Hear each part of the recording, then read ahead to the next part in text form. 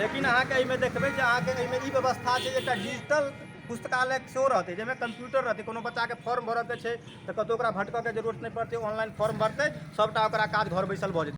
जय मिथिला। मिथिलाक बढ़ैत डेग के संग मिथिला आवाजमे सब लोकनिके मिथिला तक न्यूजमे स्वागत अछि। अहाँ सबके बता दी, आदित्य वाहिनी एगो राष्ट्रीय संगठन अछि जिनकर संयोजक चिराग झा छथि। हुनका द्वारा जय जगन्नाथ जगत गुरु शंकराचार्य स्वामी निश्चलानंद सरस्वती महाराज अवतरण स्थल ग्राम हरिपुर जिला मधुबनी में शिक्षा सेवा प्रकल्प के माध्यम से ग्रामीण क्षेत्र में शिक्षा के गुणवत्ता में सुधार आ गरीब परिवार के बच्चा के लेल सब प्रकारक परीक्षा के पुस्तक के उपलब्धता के ध्यान में राखैत दिनांक 5 जुलाई 2022 क ग्राम स्वराज पुस्तकालय के विधिवत उद्घाटन कयल गेल, जाहिमे जिला परिषद प्रतिनिधि रणधीर झा, हरिपुर दक्षिण पंचायत के मुखिया प्रतिनिधि सौरभ राय आ आदरणीय सरपंच महोदया ललिता देवी, वरिष्ठ आदरणीय नारायण झा, मिथिला विकास संगठन के संस्थापक प्रताप मिश्र आ अन्य गणमान्य लोक के उपस्थित में ई कार्य के शुभारंभ भेल।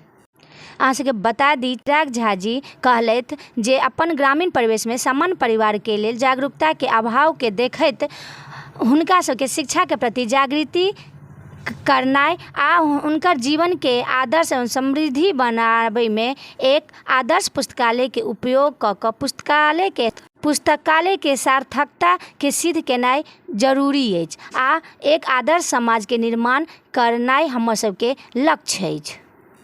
ओ कहलथि, संस्कार में वृद्धि आ सामाजिक समृद्धि के लेल शिक्षा अति आवश्यक अछि। ओ कहला जे एहि पुस्तकालय में आध्यात्मिक धार्मिक पुस्तक से लऽ कऽ विभिन्न प्रकारक प्रतियोगी परीक्षा के पुस्तक एक जगह संपूर्ण संकलन में उपलब्ध रहत, जाहिमे ग्रामीण समाज के बच्चा के लेल ई वरदान साबित हैत। आ ओ कहला जे आदित्य वाहिनी के पहल अन्य क्षेत्र में भी कयल जायत आ ओतक शिक्षक, समाजसेवी आ आदित्य वाहिनी के स्वयंसेवक के संपर्क साधि कऽ ओहि क्षेत्र में आदर्श पुस्तकालय के निर्माण कयल जायत।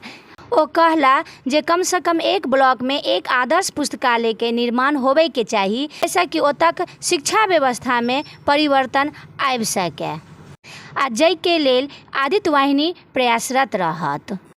अहाँ सबसे अनुरोध है जे एहि वीडियो के ज़्यादा से ज़्यादा शेयर करू, ताकि चिराग झा के द्वारा जे ई एगो नीक पहल शिक्षा के क्षेत्र में कयल गेल है ओ हर ब्लॉक हर गांव तक पहुँचे और हिनकर आदित्य वाहिनी जे कार्य करे के लेल निर्णय लेलथि है ओ हुनका से के आगा कार्य एनाहे जारी रहे और हर ब्लॉक में एगो पुस्तकालय के निर्माण हुए। धन्यवाद। जय ग्राम स्वराज एकटा संघर्षशील युवा जे अपन गाँवे टा नहि अगल बगल के गाम के सेहो कोऑर्डिनेट कऽ कऽ संगठित कऽ कऽ एकटा गाँव में नीक माहौल बनबै छथि और गरीब परिवार के बच्चा सबके संगठित कऽ कऽ पढ़ऽ के लेल प्रेरित करै छथि।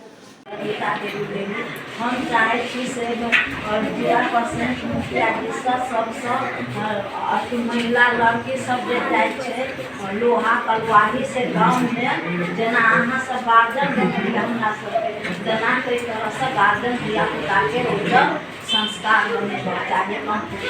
बच्चा के उज्जवल भविष्य के लेल एकमात्र संस्थान अछि ज्ञानालय क्लासेस, जतऽ 7वीं क्लास से ही IIT JEE या मेडिकल नीट के तैयारी करवायल जाइत अछि। पता अछि टाउन क्लब फील्ड आ मोबाइल नंबर है 9922530443।